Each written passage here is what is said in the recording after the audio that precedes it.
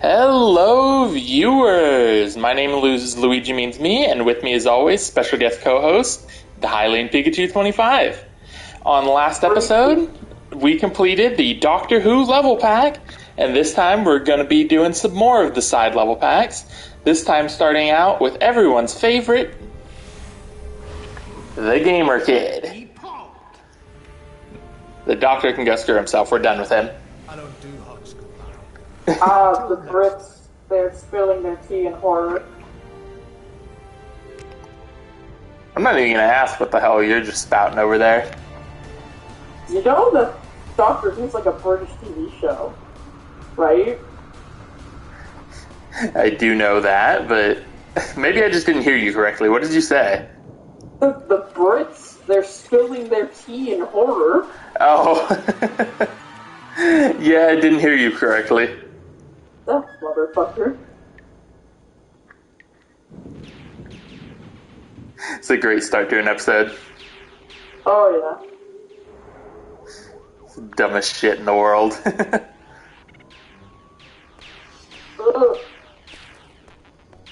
Oh, for the viewers at home. I got a good grade on the homework that I was doing last time, but I'm still extremely drained and tired because not only did I have to do more today, I also had an exam.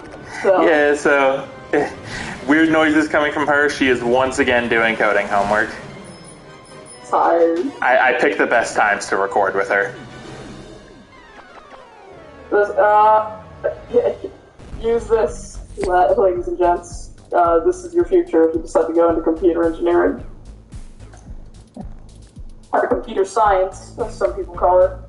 Most people call it that. But, I was going to say, computer engineering is something completely different. Yeah. Greetings, mortal. Just as was foretold to me, a gamer of legend has appeared upon the anarchic uprising of the arcade. As you can see, evil powers have possessed the heroes of these once beloved video games, and the entire world needs your help in setting them free. You must find a way to banish the taint from these heroes, and then defeat their game so they can return to their electronic slumber. Gamers rise up. Go now and fulfill your destiny. If you want me to be real here, first time I'm actually reading the dialogue in this mission. So, play a little bit of you, man. A valuable item. One that I must protect at all costs. I'd love to stay and fight, but I'll find it elsewhere. So getting into the mechanics of Gamer Kid. He has a bunch of different abilities that you can access by tapping, if you're on PlayStation, the circle button. Xbox is going to be the B button, and on Wii U it's going to be the A button. It changes his t-shirt, so he has 5 different abilities that he can go through. Laser vision, invisibility, super strength, invincibility, and super speed. For this one in particular, we're going to want invincibility. Once you have the shirt selected that you want, hold the shirt swap button to make him drink a soda and grant the ability for a limited time.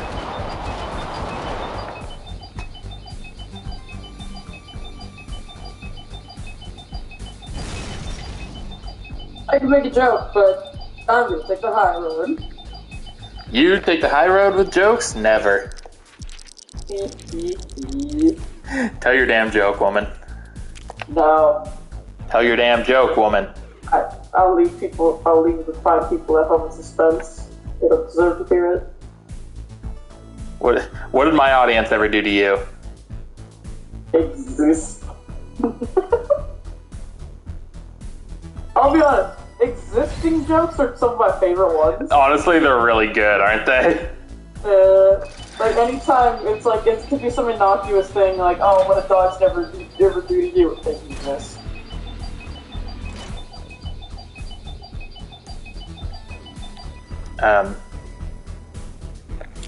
It's back here. I was like, where the hell's the car?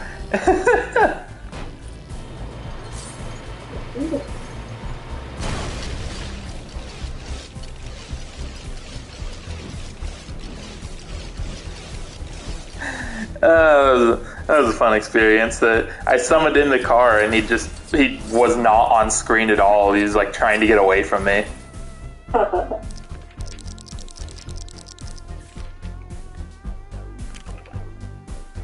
So you're noticing that in the 2 levels that we've done so far, it's been one after another with the vehicles that you get. Don't get used to that. There's some levels that are much, much longer, and the gap between vehicles is more than the 10 seconds that it's been in Doctor Who and Midway. Mm-hmm. Now we get into the main gimmick of Midway Arcade. Dropping the arcade machine on these docks to access classic games. In this case, Spy Hunter. Hope you guys like games. Gamer Kid, Spy Hunter. Oh, that's a reference that no one is going to get. Yeah, totally. Do you get it? No. I'll tell you when we're done recording. Yeah, cut off, but I'm assuming you said I'll tell you afterwards. Yeah, I said I'll tell you when we're done recording. Go. So, Spy Hunter, you're going to want to make sure that you're not shooting haphazardly. You notice that I had a thing up in the top left that said no points just then. If you shoot pedestrians, your score will stop going up for a few seconds. So don't be shooting haphazardly, only shoot if there's an enemy car on screen so that they don't hurt you. That's the biggest thing I can recommend, and if you're going out for 100%, you are going to want to get good at Spy Hunter. You'll see why later.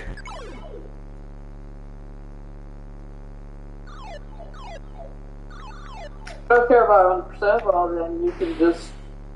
If you don't care about 100%, all you got to do is get the bronze in order to actually progress through this level. What we just got then... I guess we'll stop here. I'll explain the main mechanics of Spy Hunter later, because we're going to be playing this again.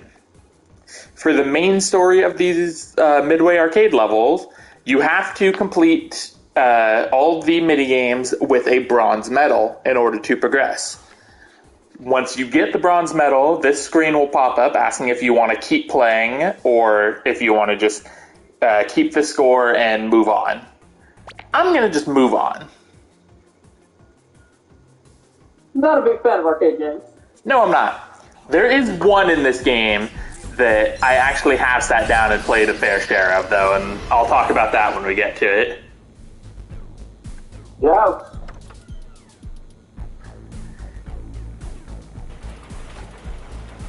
It wasn't Joust, I know it, but, it was there. Joust is actually one of my least favorite ones. I know, that's why I said it. And if we talk to this guy after done, did you know Spy Hunter was first released in arcades in 1983? It said that Spy Hunter was originally made to be based on a popular spy movie franchise, but the license could not be acquired. Gee, I wonder if he's talking about James Bond.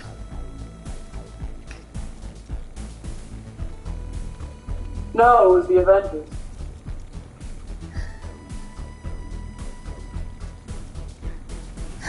Yes, 1983 spy game was based off of Black Widow in 2020. No, there's actually a group of, not superheroes, but heroes that predate, multiple Avengers, called the Avengers. It's just 2 spies. You would be the one to know that. I like movies. I love Move. Eh? Oh, come on. Please tell me you get that at least. Ooh. It's Emily's license plate from Deadly Premonition. Oh. God damn it. I didn't see the license plates. I haven't played the game yet. I only No, but the Let's Play that I showed you, they comment on it the first time they see it. I thought that was York's. No, York's is in the police car, it's Spy Fiction, and on his car, it's York Zach Wonderful. I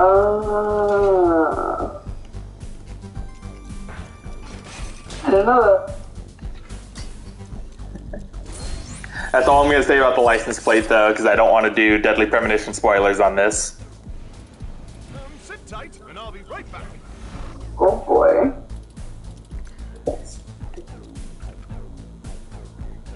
So this right here is our first example of a damaged electronic. We need someone... Actually, no, this is not our first example of it. We saw it in the Doctor Who level. What the hell am I saying? I mean, I literally, the half the Doctor Who level, I spent talking about sports ball things that could, like... You literally did spend, like, half that episode talking about sports ball. Yeah. So this is our first example of an optional arcade dock. This one being Defender 2. We'll get to the first Defender in a bit, don't worry. When it's an optional dock like this, you don't need to get a bronze for it at all. It's just you play it if you want to, don't if you don't. The only thing you get is if you go into the game at all, it does unlock something a little special we'll go into once this level is finished. But since we're going to be playing... Since we're going to be playing Defender 1 soon, I'm just going to exit out of this.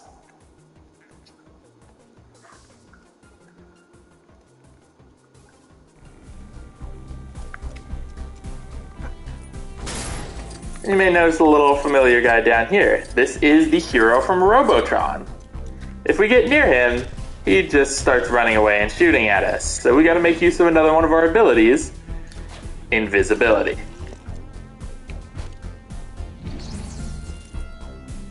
Our goal is to get close enough to him without him seeing us so we can beat the shit out of him. Also, for the sounds happening in the background, playing Metroid Dread, Shine Spark puzzles are a bitch. Any Metroid player will tell you that Shine Spark puzzles are a bitch. Oh yeah. I know, there's gonna be like one comment that's like, oh, the Metroid Dread puzzles are so easy. It's like, this is like my second Metroid game. I don't know, in the first 2 episodes I got a single comment. Oh, wow. Although between you and me, I'm kind of surprised I got a comment at all. I mean... Comments are good for the YouTube algorithm.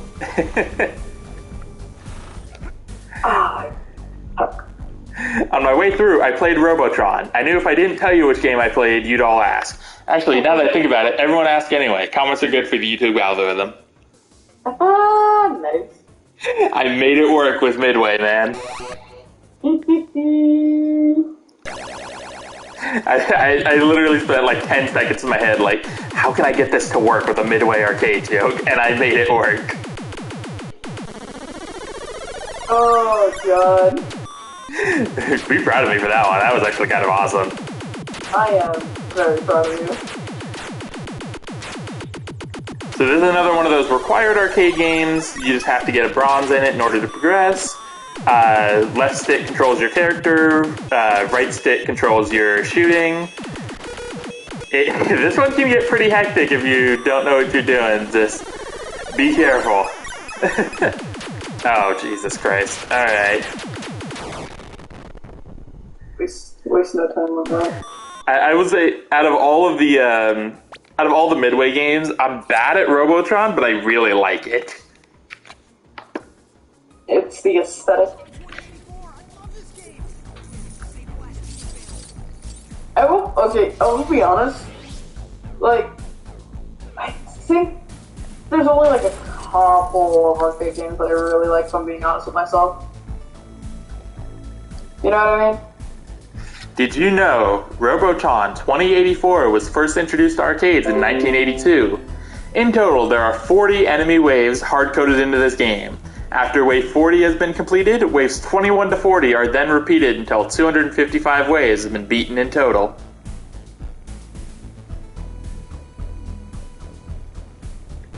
Hey. I wish I could say I was surprised, but I've seen the kill screen in Pac-Man, so... I know how old arcade games worked. Yes. Yeah, no, like... They have a surprisingly limited, like, memory for, like, what they were. Especially back in the 80s, man. Mm-hmm. That's actually why Street Fighter 3 died, like, so horribly. What happened to Street Fighter 3? So... the long and the short of it is that it was very ambitious in what it wanted to do. It wanted to have like a whole new cast of characters along with like the strongest machine available at the time. But the problem with that is it basically made it because the sprite work was so intricate. There was no possible way they could have had home consoles process the animations. So it lived and died in the arcades, and this was when arcades were like fully in decline. It was like the late 90s when the home consoles were starting to take off. Just about, or late 80s, early 90s, just about. Yeah, somewhere around there. Yeah. Like, arcades started to decline when like the Super Nintendo and the Genesis came out. Because that was when the home consoles were starting to catch up to what arcades could do. Yeah. Surprisingly, like the arcades are still big in Japan. It's the reason why like things like FGO Arcade are so successful. Yeah, and like they made a fucking Luigi's Mansion arcade game. Well, yeah, but that's Nintendo. Nintendo's done like bizarre things. Actually, okay. So you know how yesterday I played Luigi's Mansion Arcade for the first time? Oh, sure. That was not the only Nintendo arcade game I played for the first time yesterday. Was it the Mario Kart one? I played the Mario Kart one. Nah. The mini golf place I went to had the Mario Kart arcade, and Mom wanted to play around with it, so I played her. Ooh. It's hilarious though. One of the power ups I got, because it gives you 3 power ups at random that you're able to get from the item boxes. One of the ones I got was a boxing glove on a spring, and I held on to that, the first one I got, because I saw Mom was coming up behind me. I let her come in front of me and then immediately hit her, and she was like, "What the hell did you do?" You did. And then I did it again. I got a red shell later, let her go ahead of me again, and hit her as soon as she passed me. Oh my god. I'm a dick in Mario Kart sometimes.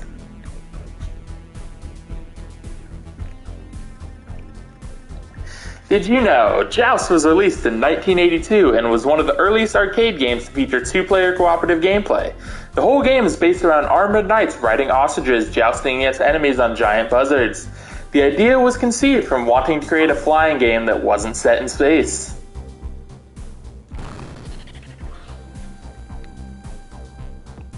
I completely just skipped over talking about Joust because we were talking about other shit. To be fair, Joust is Joust. Joust is like one of the few arcade games represented in this game that I think everyone's heard of. Mm-hmm. The only one that I think is like possibly more iconic than Joust is Space Invaders. Space Invaders isn't in this game. I know, but like saying general. I think if we're going into like arcade games that aren't represented in here that are pretty iconic, you gotta think of ones that are like, you know, Donkey Kong, Pac-Man, Tetris, Galaga. Am I high? Tetris was an arcade game? I'm fairly certain Tetris was an arcade game. I'm looking it up real quick. Yeah, look it up, because I actually don't remember if it was arcade or not. Yeah, no. I'm like looking it up. There's also Arkanoid. Like, there's a lot of classic arcade games that people know.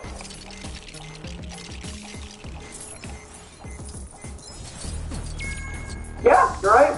It is an arcade game. It was released in 1988.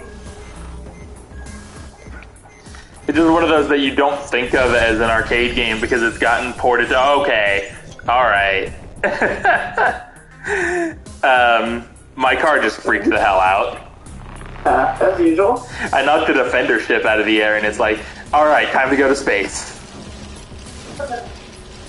Space Invaders, an adventure in space. The worst part is I know exactly what you're referencing. I know exactly what you're referencing. Phineas Shrimp Pants. How's that Dan Pomemeyer TikTok video? I feel like if I was gonna go on Twitter at all, or not Twitter, on TikTok, it would just be for Dan Pomemeyer, because he's fucking awesome. The dude really is really cool on TikTok. He like offers genuine animation advice, tells like behind the scenes like stuff. One of the only ones I saw was his one talking about how Phineas first Star Wars came to be, and I thought that was really cool. One of my personal favorite ones when like news came out fairly recently that platypus, as it turns out, do glow a fluorescent green. I saw that one as well. Yeah, you sent that one to me. Yeah, and he's like, oh yeah, I predicted it. What? Everyone told me I was wrong, but I got it right. Yep. And then he... oh, jeez. You okay over there? I scratched my throat. You poor, poor thing. Do you need some Mountain Dew? I want some Dr. Pepper. Mountain Dew is way better. Please. You know what the trick of the lesbians is Dr. Pepper. Since when is Dr. Pepper a drink for lesbians? Since... I don't know. You can't even justify your own bullshit anymore. I really can't, because, like, I've heard two things. It's either Dr. Pep or fucking Monster energy drinks. I wonder where you hear shit like this, but I'm not even going to keep going into this conversation. No, I'm gonna keep going into it. It's the internet, man. I didn't mean to go play Defender again. I wanted to talk to the old man. Oh man, more trivia. Yeah, I wanted to see what the Defender trivia was. I legitimately have never read any of this trivia. Oh. I always just, because it's not required to talk to him, so I always just walked away from him once the game was done. Did you know, when Defender was released in 1981, many people were cautious of its complicated control scheme and high difficulty level. Ultimately, it was these very elements that made it such a huge success, as it helped it to stand out as something different within the busy arcades. Speaking of difficult arcade games, you know I'm really, really good at Luigi's Mansion, right? Yeah. I kind of died on the first level in Luigi's Mansion Arcade. I mean, it's an arcade game. I can't blame you. I literally died like 2 rooms in. What got you? I was getting mobbed because there was a slammer, a bunch of greenies, and a couple of rats in the room as well that were all tag teaming me. And I forgot I had a bomb that I could use to stun all of them.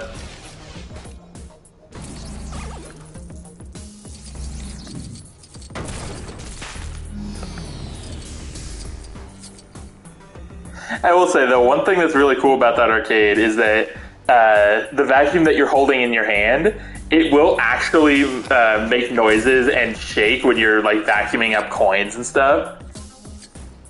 It's so cute. It's really good. I want to play it more. Buys like a fucking arcade machine for your house. Welcome to one of the what's up? People do that. They buy like arcade machines for their houses. Dude, if I was to buy any arcade machine for my house, it would be Luigi's Mansion. No, yeah, that's exactly why I mentioned it. Dude, when I first got this laptop I'm on now, I spent like, I want to say like 6 to 8 hours trying to see if there was a way to emulate Luigi's Mansion Arcade.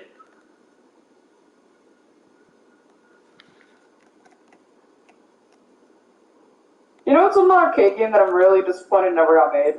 What's that? I don't remember where I read this. Could just be like schoolyard rumors that I'm remembering.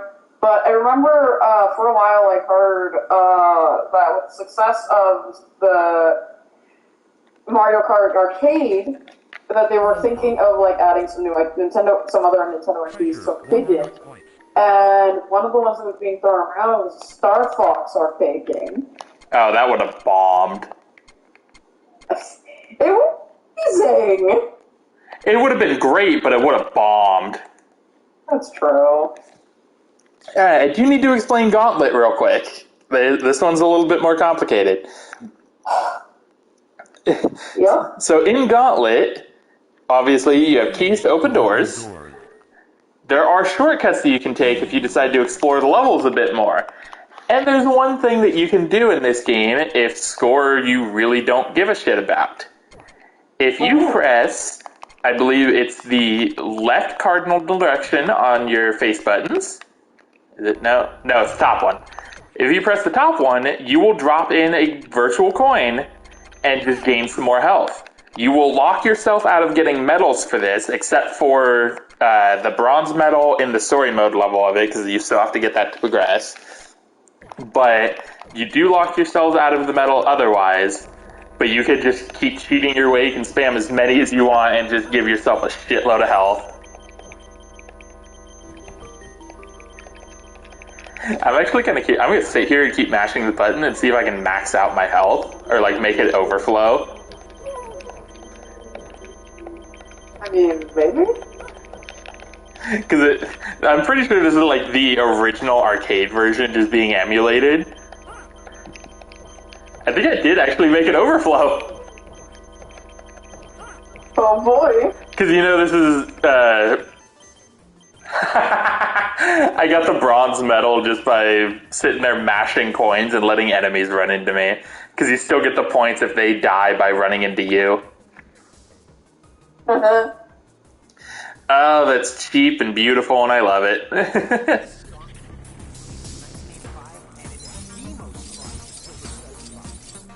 According to GamerKid, Gauntlet is the most fun a quarter can buy.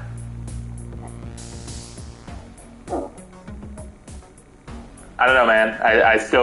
There's still one other arcade game I'd rather play in this set instead of Gauntlet. Did you know Gauntlet released in 1985? What's up? I was just saying, like, I wouldn't mind trying FBO Arcade someday. Did you know Gauntlet, released in 1985, featured drop-in, drop-out gameplay for up to 4 players? With 4 people playing at the same time, it was seen as the answer for struggling arcade manufacturers to create extra earnings whilst creating a very fun game in the process. Oh. Yeah, hidden down here in this very same room, there's another arcade cabinet. It's quite special.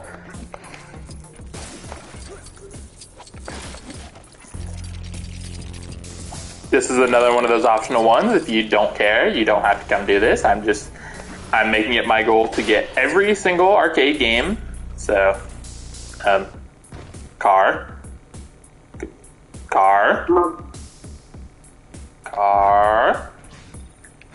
I think that hint box fucked me over. There we go.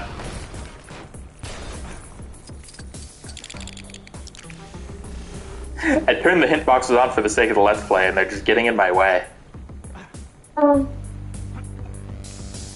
Over here we have Gauntlet 2, so you do get both versions of it if you feel like it. And you don't need anything special to grab it, because the basic stuff you get in this pack is going to be enough. Still the same button to drop in a bunch of health if you want.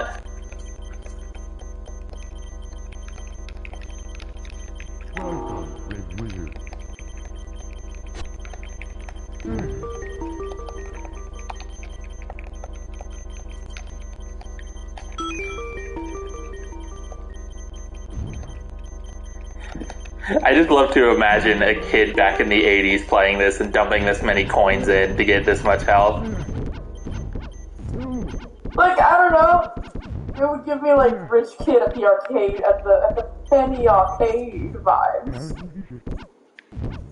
I'm sorry, Jimmy. I'm got all of you. In this 80s movie, you go to the penny arcade, I go to the quarter arcade. It's gotta be like a movie with that kind of plot. There is. It's called Richie Rich. Jesus. Didn't he have a SNES or something? I don't know. I never never actually watched that movie. I watched it a lot in Mexico, but about it. What was it dubbed? It was? Question mark? I don't remember. I was about to say you don't even fucking remember. I don't. I just remember there was like a really weird scene, or like actually a very funny scene, where the main villain, he's like looking around at like this ball, where supposedly like the rich family fortune is, and he's like, oh, where's the diamonds, the gold, the money? The guy, because it was all like a bunch of junk, it was family memories, right? Yeah. And the dad goes like, in the banks. Where else? It's just making me think of an episode of H2O Just Add Water. One of the characters keeps mentioning that she's got treasure, and like the big rich kid is trying to get his hands on it because she accidentally wrecked his jet ski, and he wants compensation. He's like, I know you've got treasure around here, and he ends up hunting it down. It's just a locket that's got a lot of sentimental value, and it's like, so much for the treasure.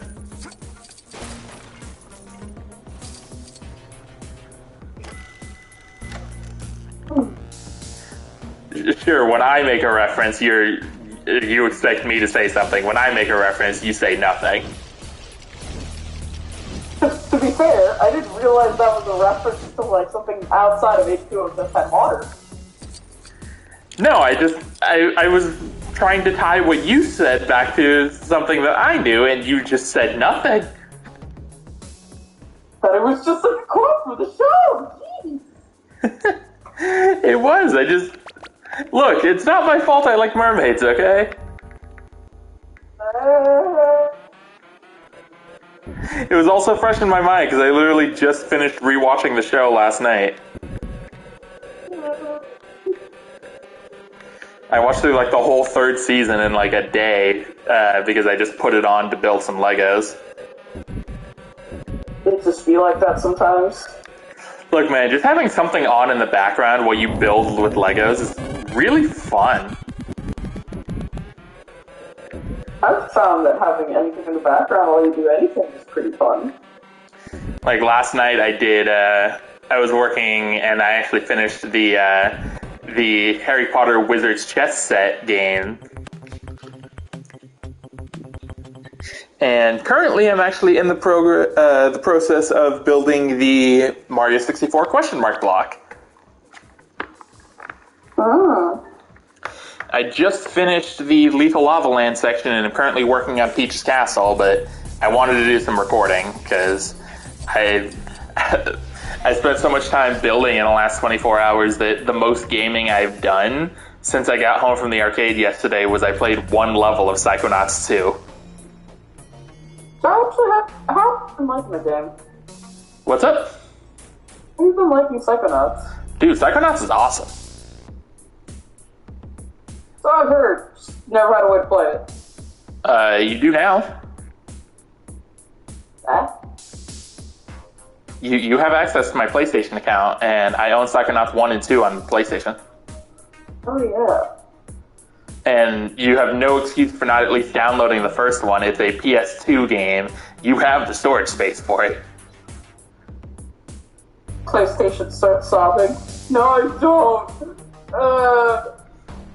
My memory fluid.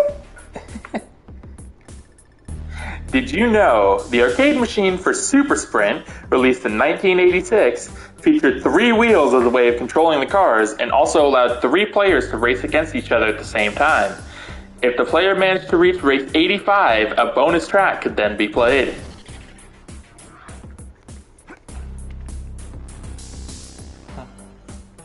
And with all this stuff down here, we've opened up the elevator and can proceed to the roof. It's like a little arcade loading screen for the elevator.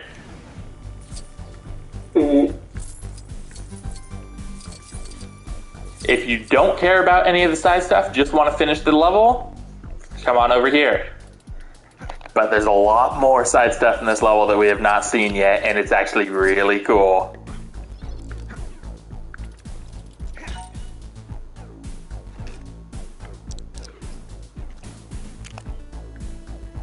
Are you gonna try to hire a hero for me? No. I think the purple blocks appear if you have a character, like because it tracks which characters you've scanned in so that they know who you have. And as of this point, ooh, I'm gonna have to watch that later.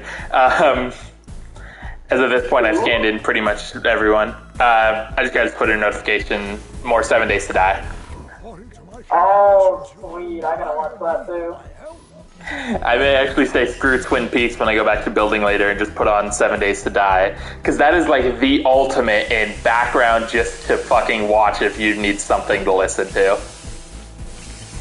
Dude, remember that part where like he mined a hole in the ground for like 5 hours? That's just insane. I just find it funny that the one that does all the exciting stuff is the one that doesn't record anything. Yeah. The one that's actually doing the recording is just the one that's just collecting materials. Collecting materials, planting shit. It's like if we were to do a Minecraft series and I was the only one recording, all you guys are off exploring everything, I'm just collecting materials to build houses.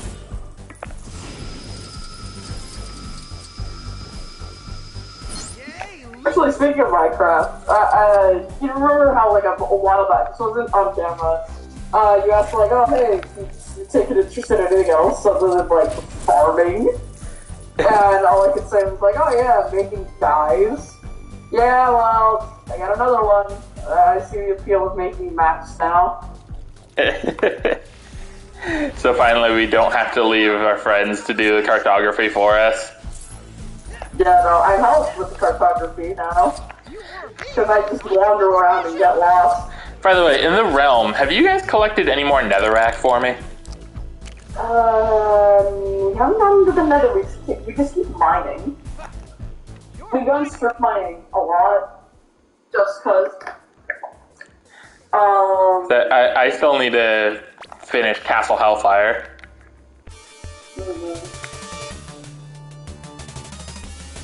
I don't know, I haven't been in a Minecraft mood lately. How goes?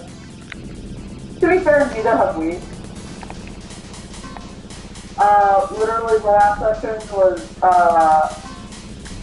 us mining, and, trying to figure out a way to use, the 36 saddles we fished up.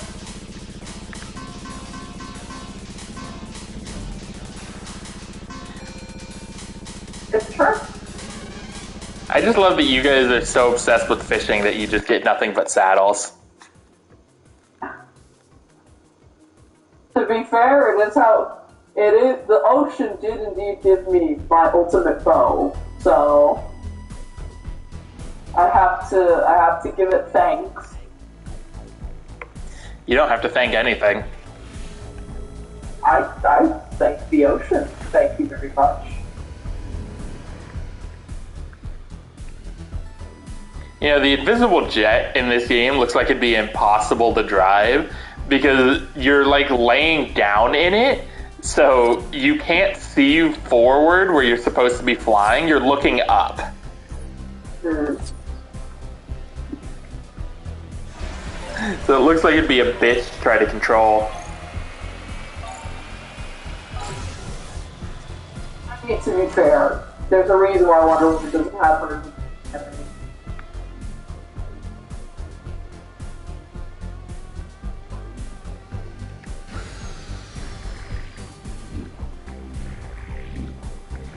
Okay, apparently you need to be grounded in order to trigger this.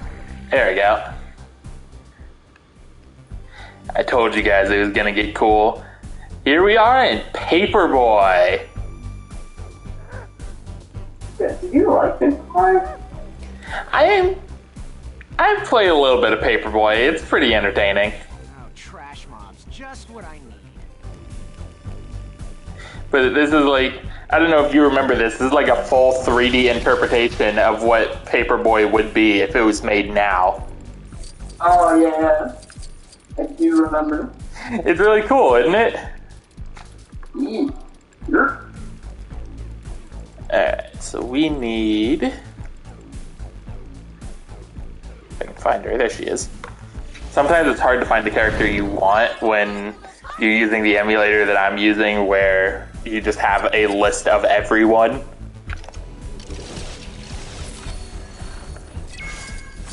It's a great tool to have, don't get me wrong, but navigation can be a chore sometimes. Control F. Control F. It's easier for me to scroll because I have things grouped by the franchise.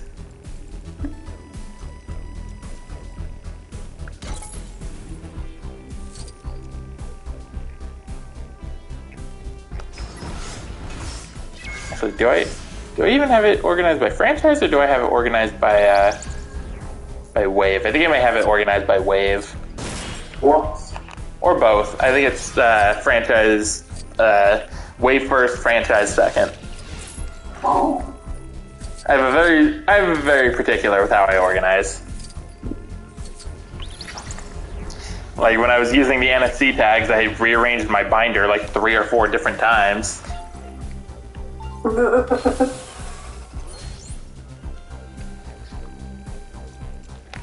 Yay, loot! I mean, to be fair, I reorganized the NFC tags you gave me. Like, can't judge. Can you repeat that? You got cut off.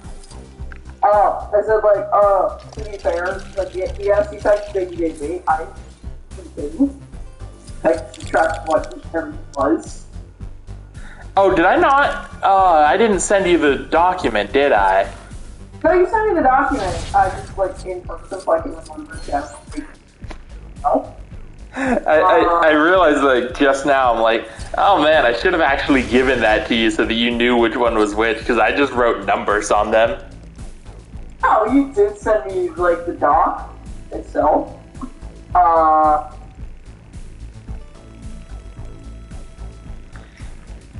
What's your method of organizing them now?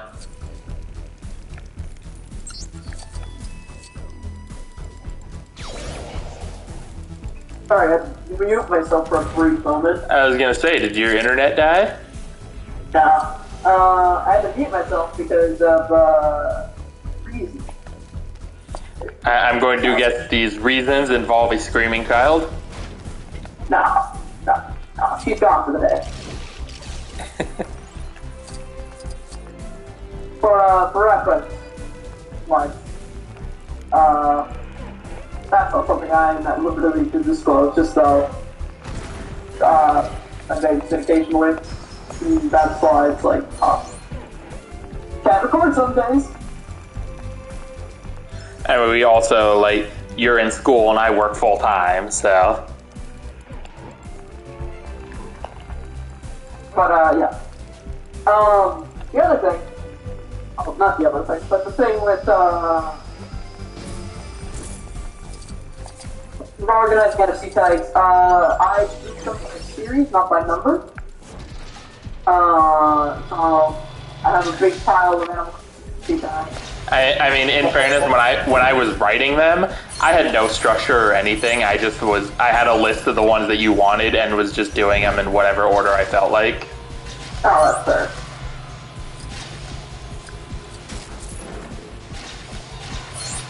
I didn't forget any, did I? Huh? I didn't forget any, did I? I want to say no. If you did, then it was probably my fault because I kept like being super wishy-washy. You were being pretty wishy-washy with which ones you did and didn't want.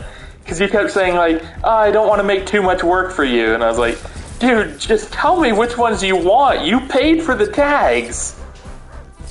Unfortunately, I feel guilty about making people do things for me. It was my suggestion. Even if it's out of the goodness of people's hearts, I still feel bad. I'm like, It was my suggestion in the first place. My only prerequisite was that you bought the tags. I know. And I straight up told you, I was like, do as many as you want, because whatever's left over is going into my collection.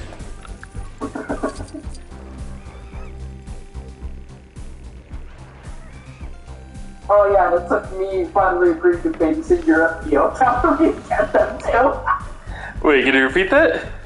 It took me agreeing to babysit your FPO account temporarily for me to actually get the package too. No, that actually had nothing to do with it.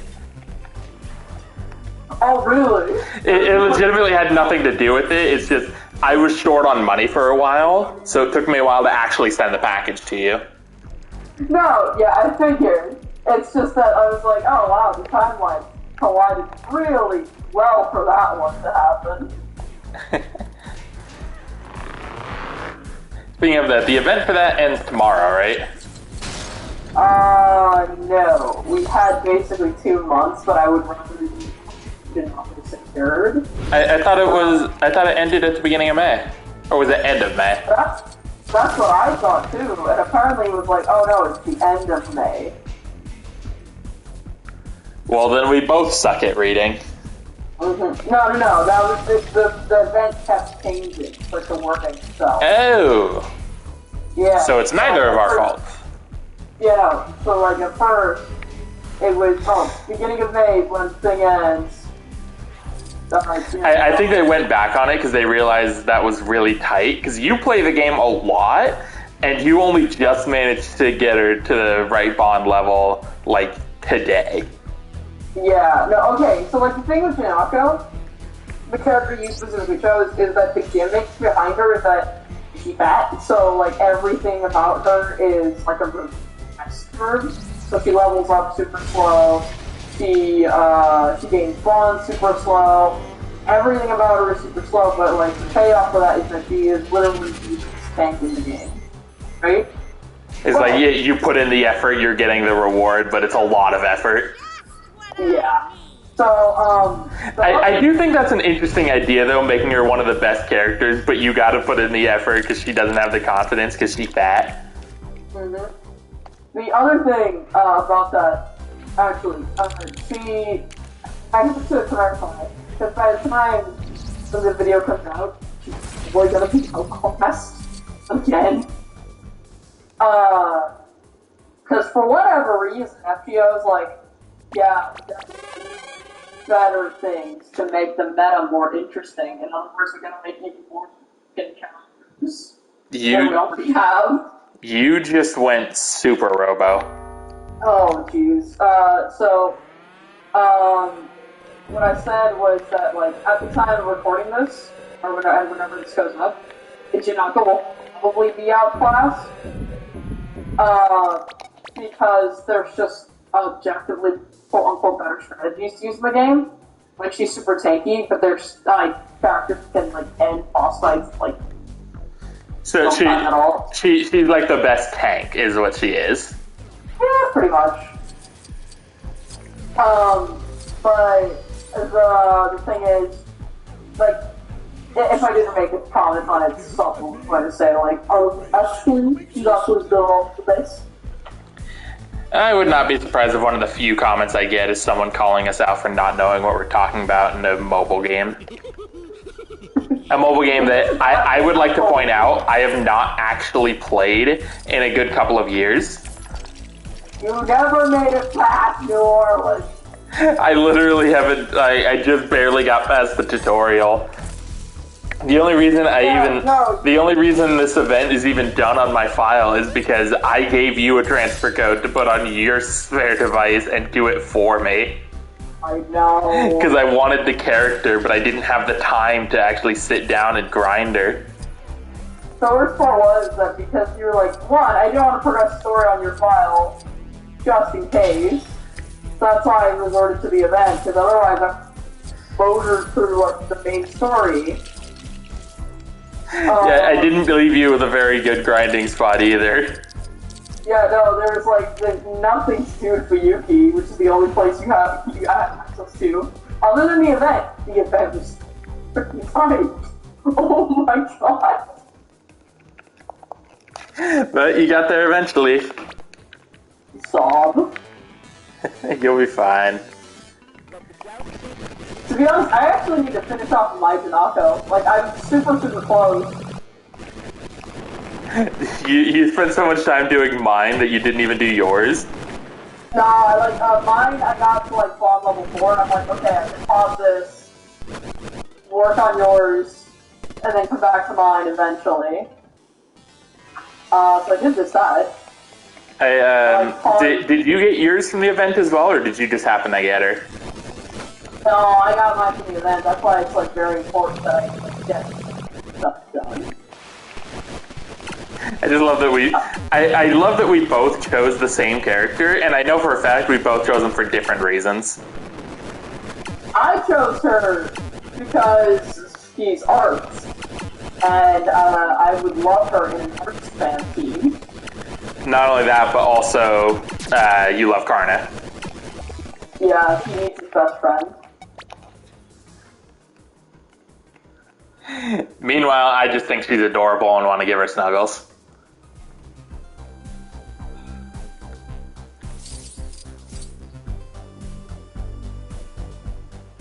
Also, yeah, dude, I finished most of the event. I unfortunately don't think I'll be able to get you with the copies of the welfare servant, because some of those quests are just too hard for the team that you have. Yeah, I don't have a very good team, and unless you want to take use the friend system and take in like one of your super overpowered servants. Oh, trust you me, I tried. There are just some quests that I can't do with my super overpowered servants alone, because they also need some team setup. Like, there was one that was essentially a one-hit KO type thing, where either you do it in one hit, excuse me, you either finish the fight in one hit, or you're kind of screwed. I mean, I have Heracles that he can fuck shit up.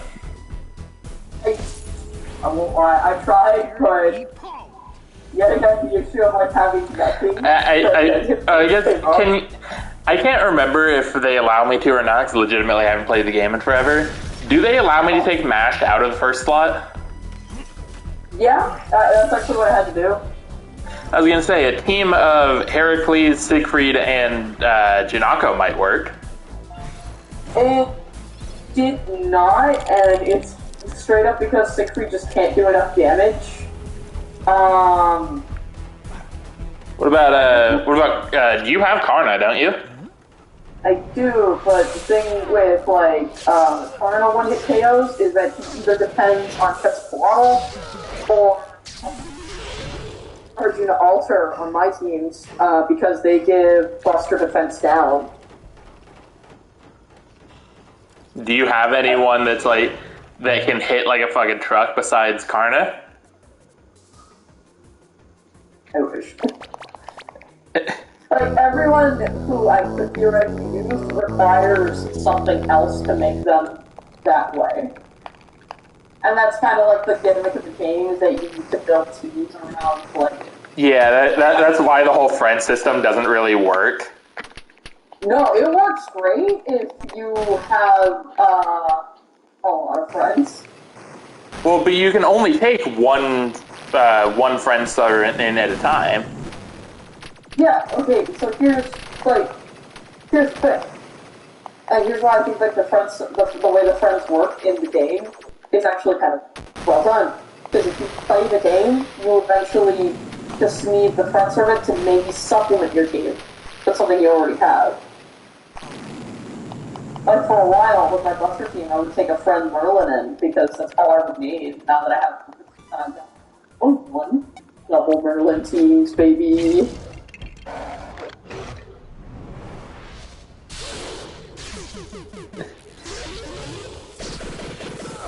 I love this level. Honestly, the thing is that events always have trouble balancing.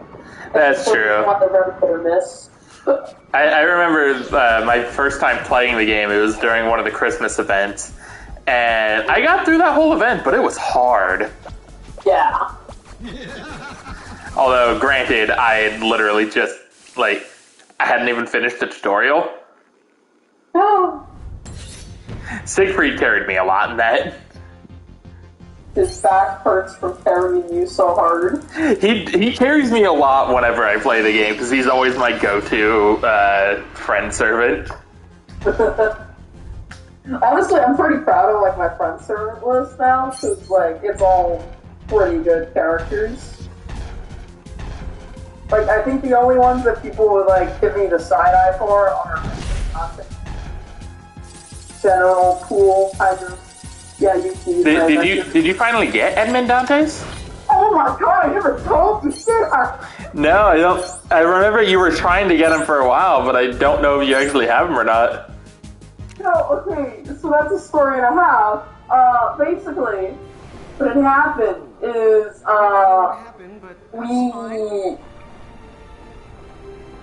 Edmund Dantes was gonna come back, and I had been saving pretty much the whole year for him.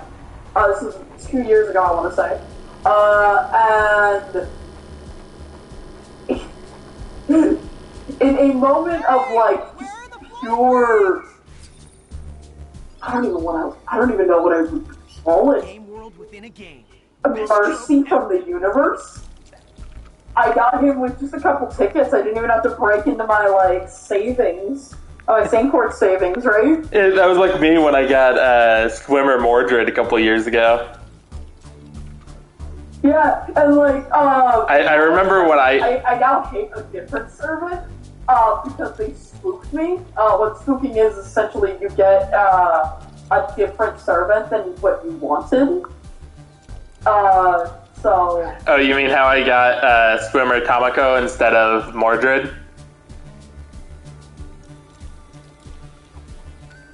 You mean, The Fox Girl. Tomorrow. Look, man, I don't fucking play the game anymore. Fair, but I'm just, politely correcting. I guess this is someone else's bag. I just remember when I told you I got Swimmer Mordred, you got incredibly mad at me. Why? You had no right. You had, like, no, what's it called? You had no resources. I did have no resources. I just got lucky. I just remember I sent you a picture. I was like, she came home. Oh, I was happy for you, man, though. Like, holy smokes. Alright, so now I can go over why I was going for those optional arcade games. In the very beginning of the Midway arcade world, we have a little arcade machine building right here. These will have all of the arcade games that you have found across the world. For example, Cyberball here, The Mysterious Voyage of Homer. There are more out there that we have yet to find, and I will be showing off where they all are. That is why I did this as one of my first levels, so that we would have the arcade cabinet for when we run into the rest of the games. However, I think we have time for one more level. She already knows what the next level is, and she's going to be just as excited as I am. Yeah, it'll be a triumph. I just have one thing to say. By the end of it, we will still be alive.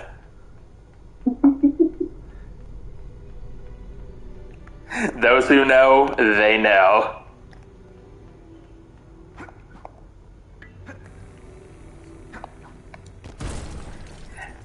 Next up on the chopping block is the very franchise that got me into this game in the first place.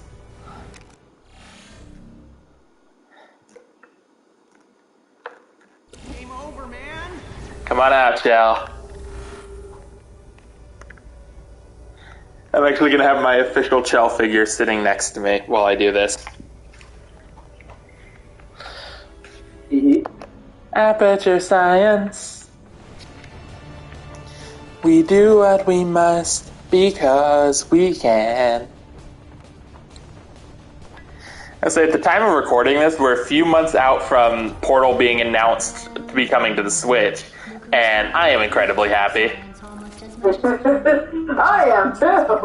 Because it's coming out for 6 months and we're on Steam. I forced her to buy it on Steam because I wanted to play co-op with her, and that was a terrible idea. I warned him. I did warn him. She did warn me, but I thought it would work. It didn't work. $20 I'm never getting back. You are getting it back because I'm buying you the Switch version.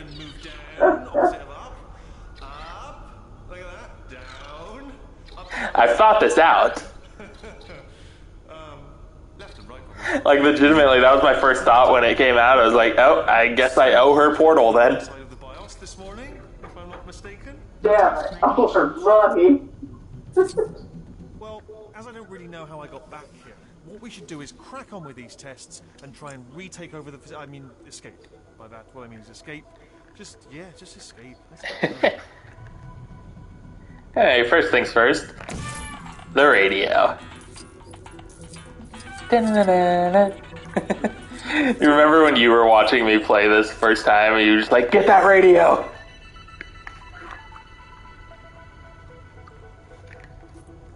So as you can probably guess, based on the franchise, Chell's gimmick is portals. If you press your normal attack button, she will shoot out a blue portal. If you press the opposite button, she will shoot out an orange portal. So you actually have control of which one you're shooting at any time, and they will all go on these specific Lego white walls. You'll know them when you see them. We already have our first build for this level, which is going to be everyone's favorite companion cube. I like the other one. Lasers coming out of it. You mean the one that redirects lasers? Mm-hmm. This can be rebuilt into one that redirects lasers. Oh, now it's okay. And open sesame. We really are quite the formidable team. I got the brains and the beauty, and you're also involved. I love this so much. I have such a big grin on my face whenever I'm recording, or whenever I'm playing Portal. So, Like, okay, I already have a big grin on my face when we record, but Portal just tops it off, man. Are you playing Mario 64? Yeah, sure, totally. I did, because for some reason I heard the Piranha Plant sleeping music. Yeah, it's totally Mario 64. You know what I'm talking about, right? Oh, yeah, it's totally Mario 64. Cut the crap, what are you actually playing? Yeah, it's Mario 64, man. You can sing it out right. Don't make me use CSI interrogation techniques on you. You don't know any.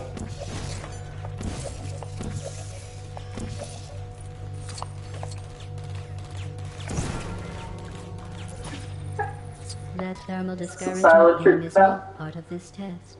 Please disregard it. Oh god, I hope I didn't get cut off. You did. Oh. I was like, oh, what is this silent treatment now? No, I legitimately didn't hear anything. And to be perfectly honest with you, I don't know if it was that you got cut off, or I legitimately just wasn't paying attention. Oh, I believe you. I am willing to believe either at this point. Deteriorated. You must be very proud of yourself. Also, I'm playing with that Switch exclusive texture pack. That's how you hear that. Oh, so I was right. I did hear the Piranha Plant lullaby. Oh yeah. So I was like, yeah, sure, totally. I am totally playing Mario 64. It was just for the briefest second. For the briefest second, I heard the beginning of the jingle. I was like, "What is she playing?" Yeah, no, I got tired of thread. Transport puzzles, man. Just, you can only do it for so long. Alright, you know what? I'm gonna do something I don't normally do. Usually I just bring in someone else that has the laser reflecting ability for this, but I'm gonna use the cube. Because I'm gonna use this opportunity to go over how upgrading works. Every character with a vehicle, you go into their menu here, and you have the option to purchase abilities. They will give you they'll give you a little description so you know what you're buying before you actually spend your money.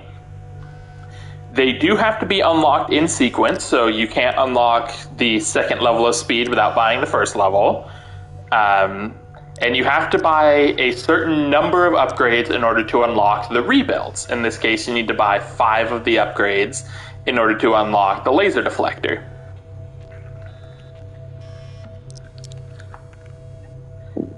So, needs 5. So much before I, like, deflect. If your stud counts are not matching up to mine, remember that the A-Team red brick grants you the ability to get all of these upgrades for half the cost. So if you plan on doing a lot of upgrades throughout your journey and you don't have access to the stud multipliers, or you don't have enough money for them yet, the A-Team red brick is very good to get. It's only 100,000 studs once you actually have the brick, and it pays for itself in no time if you're doing a lot of upgrading. 100,000? So we'll go ahead and get the follower ability. So this thing just, it'll follow me around wherever I go. Increase the model movement. This isn't really that important. We'll save that for later. Every vehicle and gadget also has skins. By this one here, you see the skin number 1 is just the basic cube.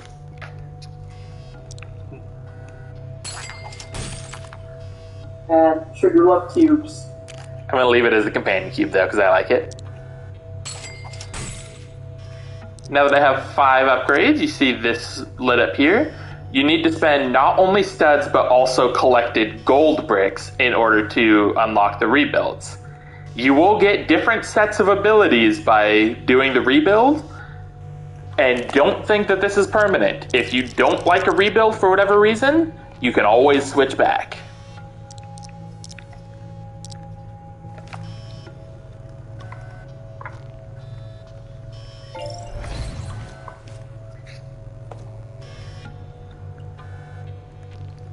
And it's a lot easier than people think to switch back. All you have to do is when you're holding a gadget or inside a vehicle, hold the circle button and you'll bring up the menu for all the special things that you have. The topmost option will be switching between the different builds. So now I have the regular companion cube. See, it doesn't do anything here. Almost fell off the edge. I just hold circle, switch it to the laser deflector.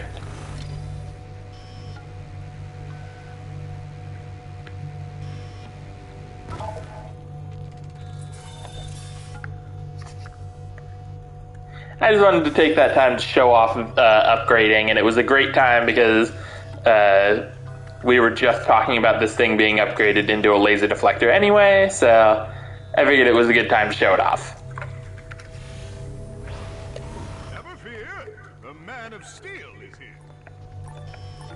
And you died it. No, I'm just being very quiet while you were explaining things. I was done explaining things. Well, yeah, but you explain a lot of things in depth. I gotta stay quiet for those. I just thought it was a good time to go over how upgrades work, because I had to go over it at some point. Can I hear a cat stuck up a tree? No, it's 100% fair. Stay quiet. So we'll be taking a little bit of a branching path through here, get a little bit more test chambers in. We're just inside test chamber 90, and we're skipping ahead to 94. Not only do you get more test chambers out of this if you happen to have a character that has X-ray, but you also get a little bit of extra dialogue. And as someone who very, very much likes Portal, that's very nice. Indeed. It's honestly probably why I won't be talking much, because I can't actually hear what we're recording sometimes. I mean, if you want to sit here and watch this level, you're not doing anything super important. You could just pull up the Twitch video. Good lord. Do you want me to send you the link? Kinda not, really, though. But it's Portal! I don't think you understand just how loud the recording is. You have headphones. Although I guess there'd be an echo either way, wouldn't there? Yeah. We need to... when I start getting, like, capture equipment set up, I'm gonna need to teach you how to use Parsec. Probably. Unfortunately, programming knowledge will help you with that. Yeah, it's gonna be a lot easier than the last time I tried to get you to use programs before you started learning coding. Oh no, I said that as in real talk help. Audio balancing and programming are two very different things. No. There won't be an echo with Parsec, though, because you won't be getting any of my voice overlap. All you'll be hearing is the game audio through Parsec. Gotcha.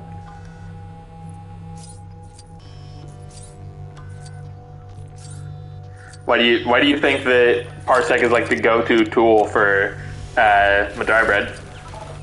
It's fancy and free. It's fancy, it's free, it allows him to send his footage to his friends so that they can see and hear what's going on with very little delay. Oh.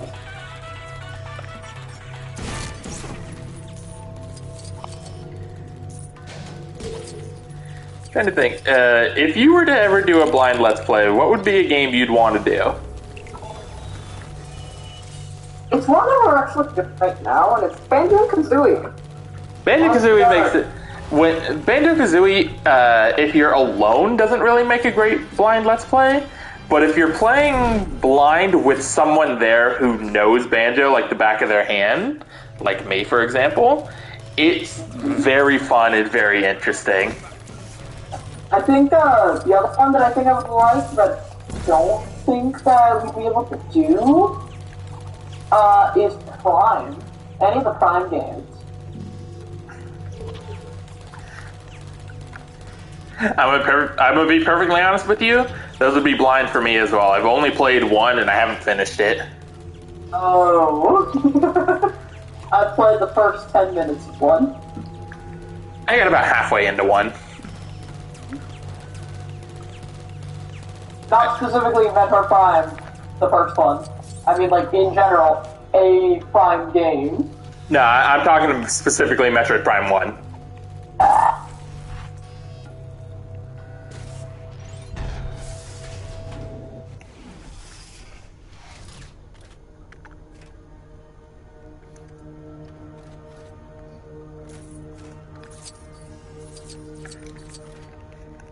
Alright, it's time for a Battle of the Mutes.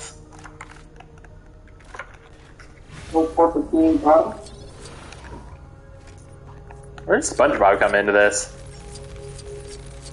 It's a battle.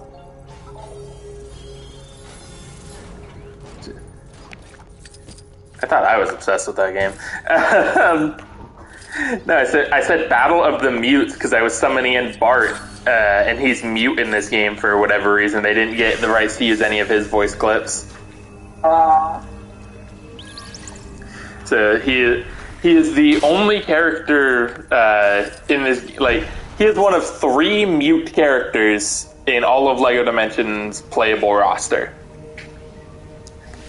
2 of them are right here in this room. It was Chell and Bart, and Chell in Portal was mute, so she was forgivable.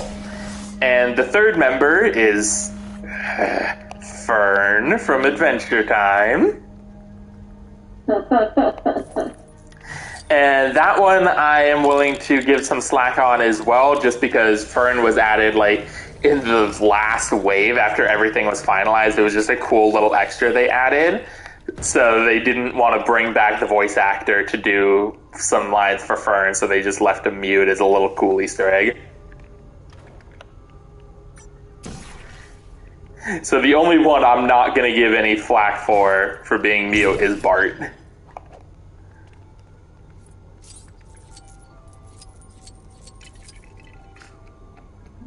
It's a shame. R.I.P. Bart.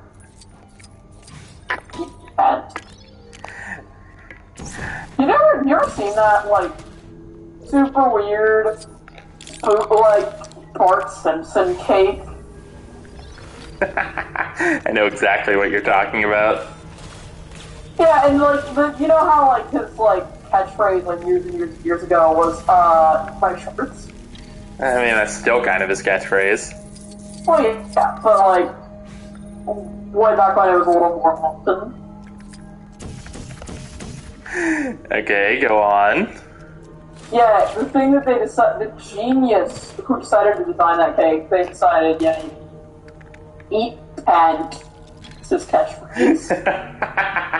That's awesome.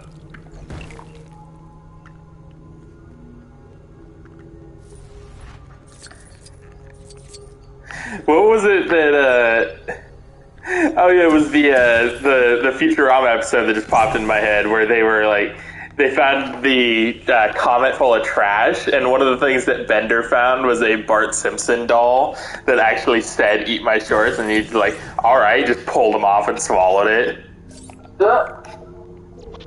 I always loved that episode.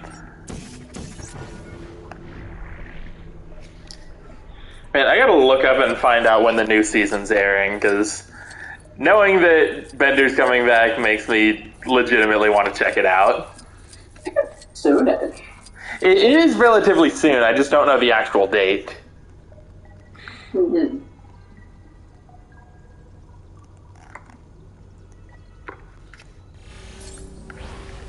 I'm Batman. I was hoping for the it's time to dispense some justice line. I really like that. I'll have to analyze this properly later. I'm leaving this in your hands. Actually, can't find things. Oh, right. Are you trying to look up the knockoff Bart Simpson cake? I am. You're amused by the littlest shit. I mean, you literally saw what I sent you earlier today. That was a weird ad. It wouldn't have bothered me so much if it's like been anything else. Like I was like, oh, okay, yeah, sure. But because it was literally, oh, this is what I do when my husband goes to sleep at 11 p.m. And it's just like... It's just fucking installing a shitload of new appliances in the house for like 6 hours. Yeah. And like... It's not just being... At first it was like, oh yeah, she's being kind of quiet. She's setting it up. She's just setting up like a plastic shoe thing. But then she pulls out like the 3 different blenders. Yeah. Also, I didn't get a real good chance to ask this Marauder in the cutscene, right? No, you're fine. Well, isn't this just like old times? You testing, me but, yeah, memory. the 3 different blenders is what got me. Also, that thing where she just stuck it in the middle of, like, a pool full of, like, I don't know what they look like, tiny lobsters, what are they called? Yeah, I was kind of confused by that one as well. Like, what were they thinking with that commercial? I think it's the worst part. I don't even know if it's a commercial or if it's a skit, because it even looks like a commercial. It's got to be a commercial. There's no way someone put that together for a 1-minute TikTok video and bought that much shit. Yeah, exactly! Because there was literally like 30 different appliances that were shown off in a 1-minute video. Appliances are like furniture too. Like full-on, fold-out furniture. These include, but are not limited to, missing limbs, Unconsciousness. I think probably the other thing From that gets extreme me situations, about that video thinking you can specifically escape the is testing there's a facility. scene where like the lady is like vacuuming up like I don't know, hair? Like head hair or something? Something like that. Yeah, and it's like supposed to be the bed where the husband is sleeping. So Like, where did he go? yeah, either the husband just randomly went to the bathroom where she's like taking a bed and like just absorb his hands to take vacuum. or the dude, or she just has a completely separate room with another bed with the exact same duvet.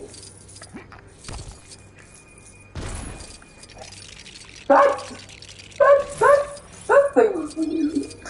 It was weird. I mean, who helps Superman when he needs help?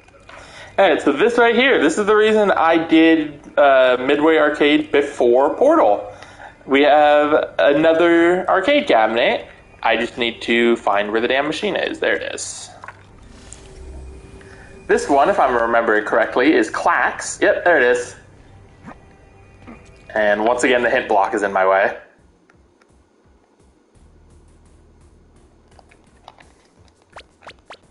It is the 90s, and there is time for Clax.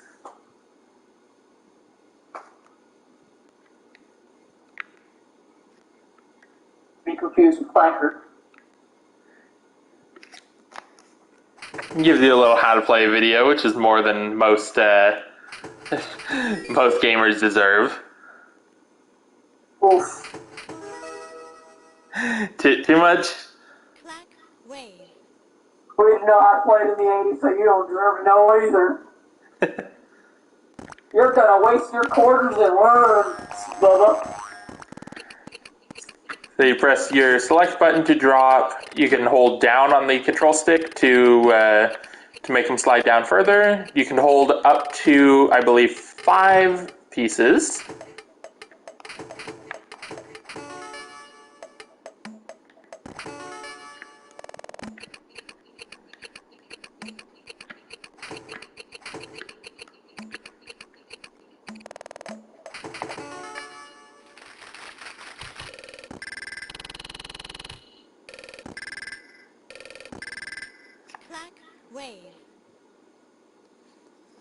Now it tells me how many the paddle can hold. Hold them.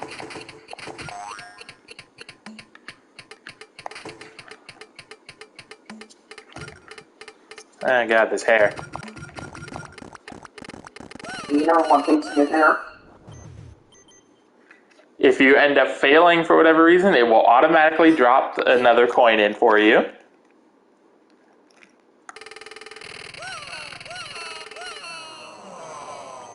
But just like with Gauntlet, if you have to use a coin, you lose the ability to get any of the medals. So, if you're trying to go for the medals and you die, you might as well just reset. That is one more arcade machine added to our repertoire. And now we can continue on with the better franchise. Ah! Someone's gonna have some choice words for you. I think someone's going to have more choice words for me about our Adventure Time than they would Midway Arcade. Honestly, yeah, the hype hasn't died down for that shit. I got in the Dimension server earlier today, I got someone getting mad at me for talking shit about Adventure Time. Oh my god.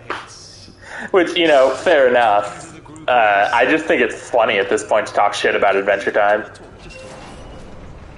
Well, One quick question. don't go looking for it. Just meant to do that? It's just I'm not Look, someone gives me the opportunity, I'm going to talk shit about Adventure Time. fingers for I mean, like, don't go looking for it, like, literally going with it, like, and being like, hey guys, it sucks. I don't bring up the topic, but if someone else brings up the topic while I'm in the conversation, I will start talking about it. Fair. The only time I bring it up is when we're talking, like, a few times the topic of, like, favorite versus least favorite worlds comes up, and that's when I'll bring it up. Oh, you were in that elevator. I must not have got around to fixing that one yet. Oops. Oh, hold up a chair. Oh, we gotta get out of here. This is just making me really wish that the Portal Ideas design for Lego actually went through. I would have bought that in a heartbeat. And by extension, you. Oh, I know you would have. We want to push you beyond your limits in order to further mankind. It was actually pretty funny. I had an Invention server like 2 months ago. I had a moment where we were discussing the sets we owned, and at the time I was busy buying other things, so I hadn't gotten around to getting the Portal set yet. And I was listing off the sets I own, and like everyone in the server knows that I'm addicted to Portal. So when I listed my sets and Portal wasn't on there, they're like, "You don't own Portal yet?" Ready for adventure. Oh my god. And I'm like, you know what? Fair enough, but that's hilarious.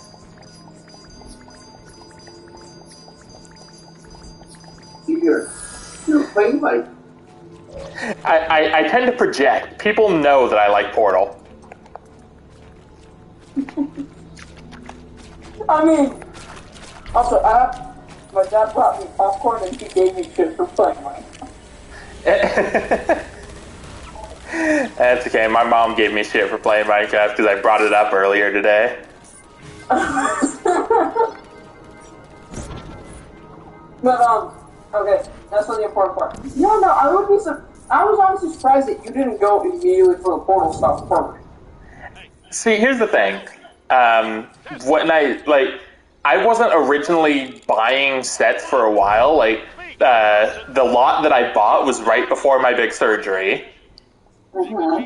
So I didn't have money to keep buying sets after that. The only one I bought after that was the Powerpuff Girls one, like the day of my surgery, because it was $10 on Facebook, and I thought it was a good deal, so I went for it. And then when I got back, I had so many other bills and shit I needed to pay that I didn't have the money to buy Portal for like another 2 months after I started working again. Mm-hmm. So I had a legitimate excuse, but it did take me a while to actually get the Portal set in my collection. Yeah. But I did end up getting it new in box for like $20. Oh. Not that it really mattered that it was new in box, because I took it apart and built everything. I just feel bad when I don't intend to buy a new in-box thing and I end up getting it anyway and just open it. Because I know there's someone out there that would have wanted that new in-box thing for their collection because they display it in the box. Whereas me, I'm not a mint condition kind of guy. If I buy something to collect, I want to display it, and usually it looks better outside of the box. I actually found out something very interesting about figures you keep in boxes. It's actually recommended now you don't do that. Oh? Apparently there's a chemical reaction that happens when, you open the box and expose it to oxygen. It prevents figures and things like that from getting sticky. Oh, so that explains, I don't know if you watch Dank Pods, but you know how he's gone over, when he does the nugget lucky dip, he gets a lot of ones that are surprisingly sticky? Yeah. That's caused by that chemical reaction. It's those figures need oxygen to, actually not get sticky. So, it's recommended that you at least, compromise it a little so that, it's preserved in the long term. Hearing that now, it's hilarious to me that now Nintendo is, going out of their way to make it so you don't have to open the amiibo. I mean, on the one hand, it's good. Because, if you're going to keep it in the box, they'll be cool, you'll never have to worry about stickies. But if someone down the line opens it up, that shit's going to be sticky forever. Common occurrence around here. But anyway, hope that's... And the way people you hear a lot of people that are they're like, oh, I don't care about that. I'm never going to open this thing. And it's like, that's fine. And I'm never going to sell it. It's like, there's always the chance that something will happen where you need to sell it. Because, like, imagine, you lose your source of income, and the only way that you can keep your house is sell your amiibo collection. Nearly upon us. The grand prize is whatever skeletons I can dig out. It's a bizarre. I think, okay, to be fair, I've seen that happen. It does, like, we're making a joke about it, but in reality, stuff like that does happen. Mm-hmm. I mean, okay. There's an infamous figure on the internet who, like, vehemently refused to do that until he was forced to, and then he tried doing it, and, like, they couldn't sell anything because of how infamous they were for, like, scamming people unintentionally. I think I know exactly who you're talking about, but I'm not going to name any names. No, it's best we don't.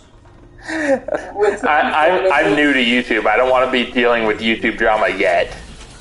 No, this isn't even like YouTube level drama. This is already like, oh, we was taken to court. We can't talk about this like without well, not we can't talk about this, but like it's better if we don't. That's what I mean. I will say, you know what's one of my my biggest pet peeves when it comes to collectors? Mm-hmm. It's the collectors that will, like, super inflate the value of a thing just to make themselves feel better. So hold on a moment. God. You know exactly what I'm referring to. Oh, yeah. Once again, not naming any names, but the whole idea of trying to inflate the value of something just to make the money that you spent on it feel worth it, I've never liked that.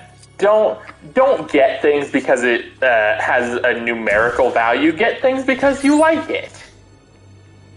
The only time I could justify, okay, like in that specific situation, the holographic Charizard. That's the only time I could justify it for myself. Even then, like you getting a holographic Charizard, that would not be you getting it because it has a money value. That would be you getting it because you like the holographic Charizard. An acceptable test chamber, nor is it Like, the whole idea of, I guess we kind of already revealed we're talking about Pokemon cards. The whole idea of getting Pokemon cards just because they're expensive and they make you look cool, that's really bratty, to be perfectly honest. That certain someone is quaking right now. I doubt this person we're talking about will ever see my videos.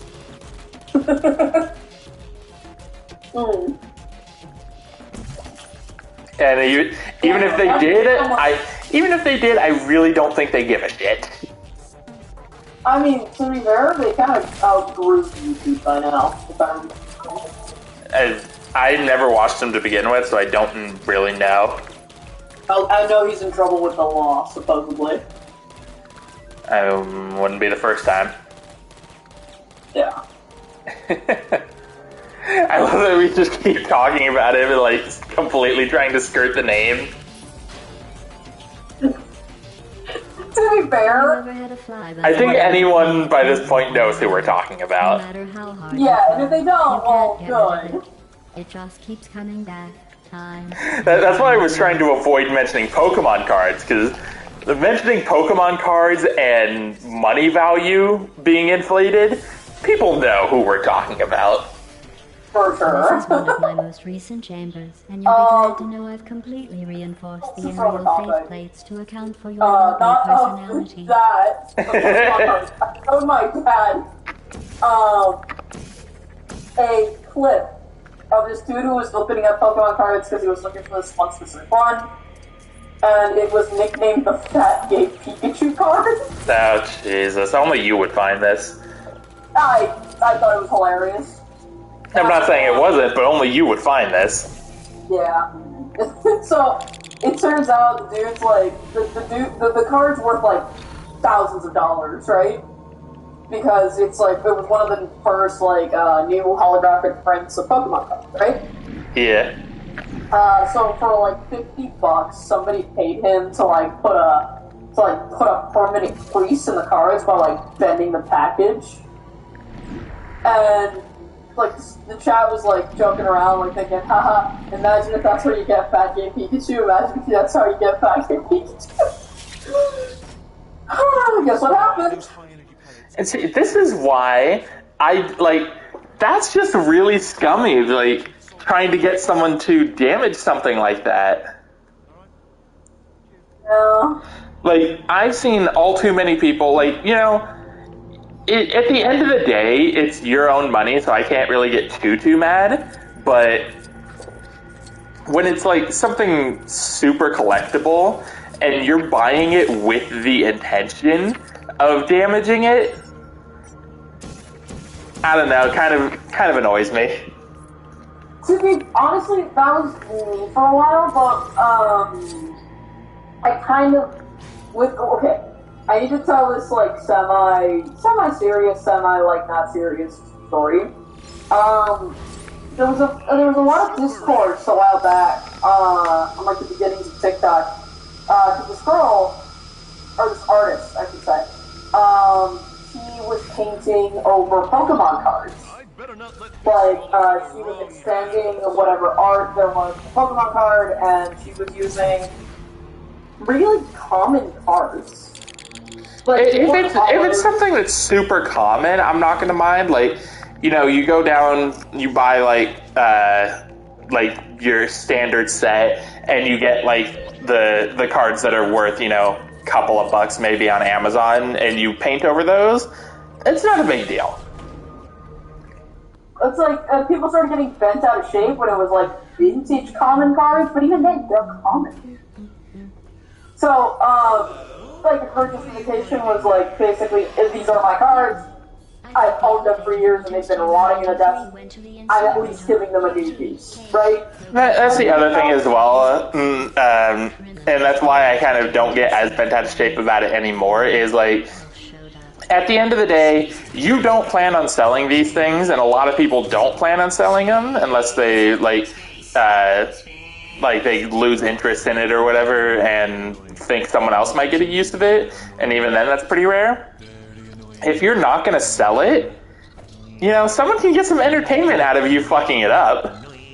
Yeah. That's like, I used to get bent out of shape about it. Like I said, I don't really anymore, because I started watching tech destruction videos, and they're awesome. Honestly, I'll explain later, but he's Oh my god, actually, I have another very silly thing to talk about when it comes to this. So, because here's another old friend of yours. this is, how would I call this? Choose your words carefully. No, this is more broad, for, like, collecting. So this girl, she's on a dating app, and, a dude messages her on, like, I'm gonna say Tinder, because that seems to be the most common one, right? I mean, that's the one that everyone knows. maybe have a look around and see what we can. So she reads she tweets out the text that he had sent her. It's like, you want to see my Gundams? And if you don't know what a Gundam is... I know exactly what Gundam is. Okay, good. Yes. Oh my god, I never sent you that video, did I? You look great, by the way. I'll have to send that to you later, because if you know what Gundam is, you're gonna get a fucking kick out of that video. Oh, please, I'm begging. So, do you remember the guy I showed you who did the video about the knockoff Sega Genesis that was really, really bad? Yeah. Same guy. He does a series called Just Bad Games, where he talks about, like, games that completely missed the mark. And one of the ones he did was a Gundam game. Oh, fantastic. So I'm going to send that to you, because it's hilarious. It's one of his better videos. Although, you know what was one of the videos in that series that I think you'll also really get a kick out of? The Valen one? There you go. Did I send you that one already? Yeah, I think I've already watched it on my own. But the point is, At the time that Balan Wonderworld video came out, I wasn't following Balan much. I just saw the first trailer, thought it looked interesting, and was, I was like, I might pick it up at some point. And then I see the video come out. It was like, Balan Wonderworld, just bad games. I'm like, oh no. I'm like, this is not a good sign.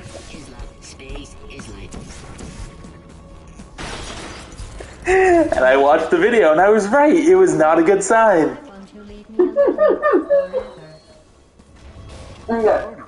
So, Charles, like, completely fed up. She's having, like, nothing but bad messages. Dude comes in, like, Kool-Aid Man, she goes, you want to see my Gundam collection? Best thing is that she thought he was talking about his dick. Like, I'm just gonna be flat out. Like, she thought he was being fast, and then he sends her an actual picture of his favorite Gundams, and she's like, holy shit! It was actually his Gundam! I just love the idea now, and I feel like we're gonna make this a running joke now. I love the idea of Gundam being used as a euphemism for dick.